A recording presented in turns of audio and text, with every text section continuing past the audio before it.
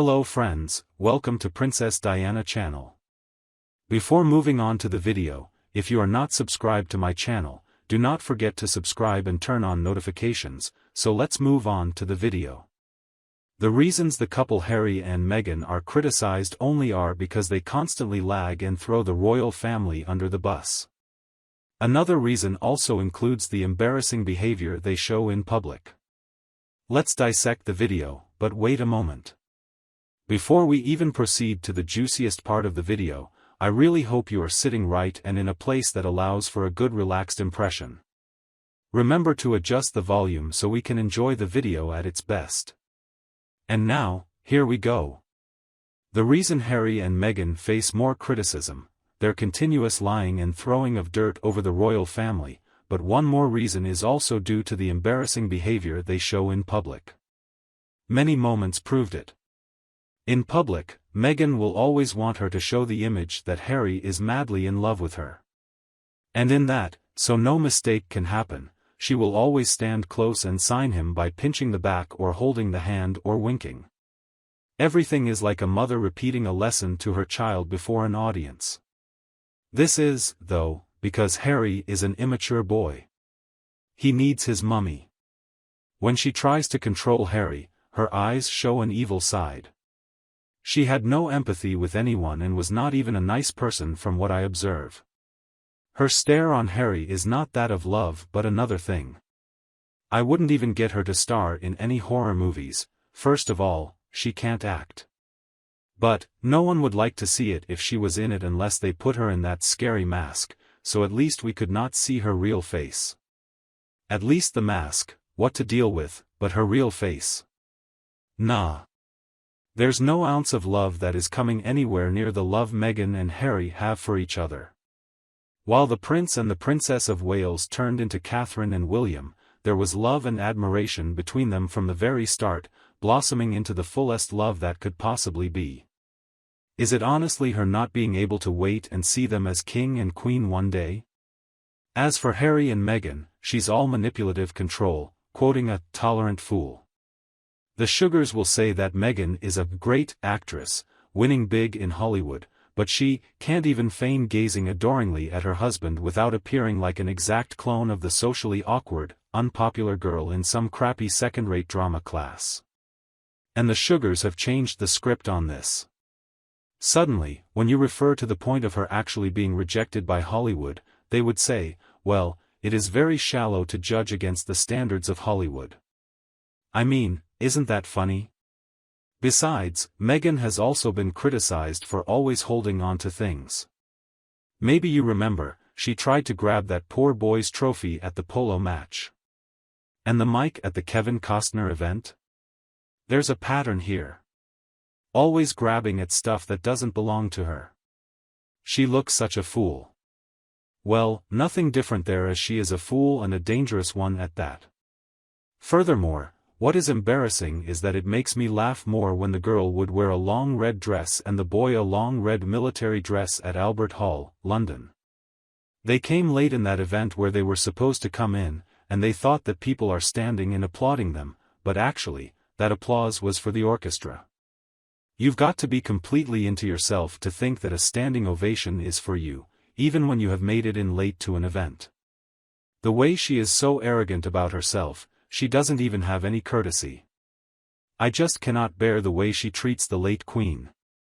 A courtesy is a simple act and respect to another culture. You learn the customs when you marry a foreign prince. She is delusional. She's just one of those people who think they don't have to go by the rules or respect other cultures. She'll let you know when everyone is racist towards her, though.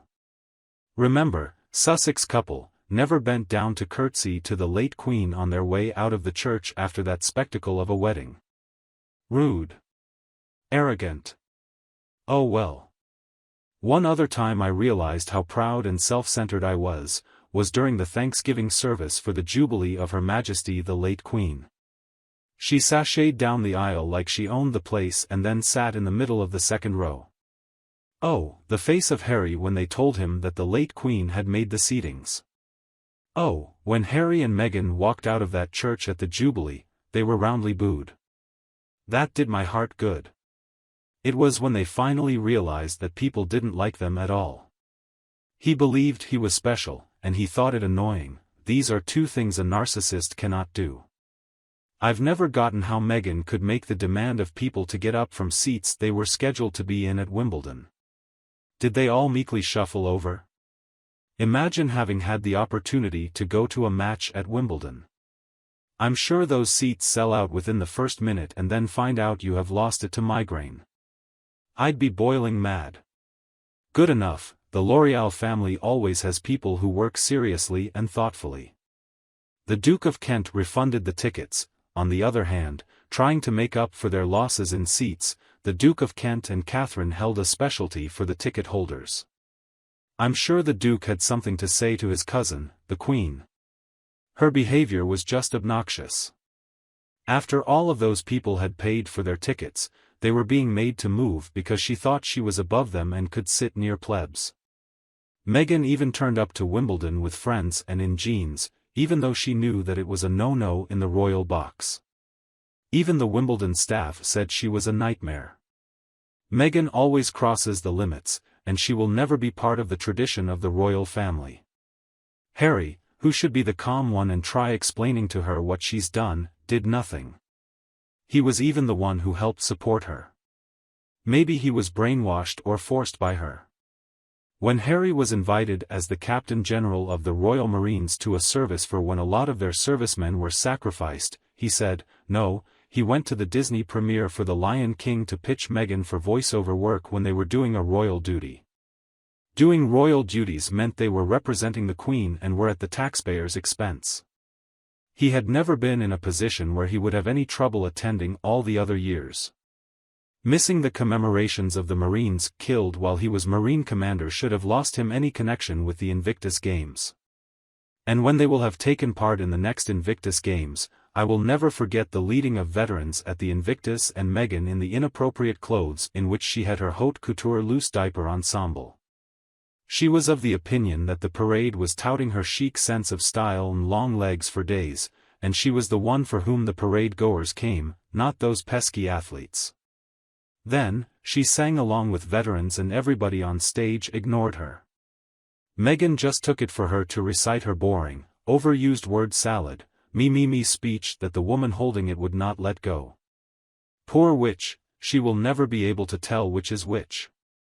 Meghan in black with a ball gown dragging on the floor at the snack counter in Jamaica for the movie premiere. Then seated in cheap seats with no water, Meghan trying to squish her bin bag ball gown into that scruffy cinema seat in Jamaica, full of other people who were wearing baseball caps and giving a crap about who they were. This, of course, was the event in which Meghan and Harry appeared, and it was also the one that left behind the most embarrassing and controversial moments. However, I think the event that left most criticism, a series of accusations against them, was the visit to Australia. Especially when this is an event that Meghan attended in the capacity of performing royal duties. Let's just say it was a bad visit. In fact, they thought that the Australia tour was a success right after screaming at the governor's wife, throwing teas at the staff and curtailing the visit at a marketplace because of United Nations. This which even was there and complaining, I can't believe I'm not being paid for this. Harry snarled at the press who also followed them. The royal family paid off the victim of the tea-throwing incident. Prince Andrew was sent on an apology tour to clear up the mess left in their wake. Success? No, more like a disaster. You kind of feel, when you watch Meghan act at events, that she's holding her real feelings in.